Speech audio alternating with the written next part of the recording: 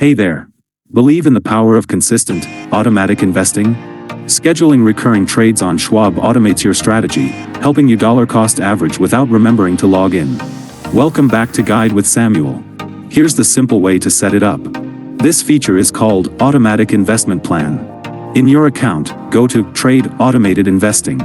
You'll schedule a recurring transfer from your linked bank account to your Schwab account. Then, you can set up an automatic purchase of a specific security, like a mutual fund or stock slice, with that money on a weekly, bi-weekly, or monthly schedule. My crucial pro tip? Use this with Schwab mutual funds for maximum efficiency.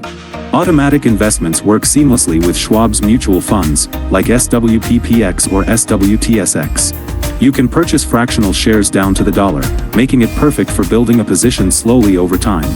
That's how you build wealth systematically, one automated trade at a time.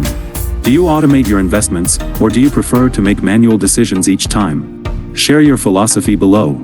For more guides on building habits for wealth, subscribe for more. Thanks for watching. I'm Samuel, and I'll see you in the next video.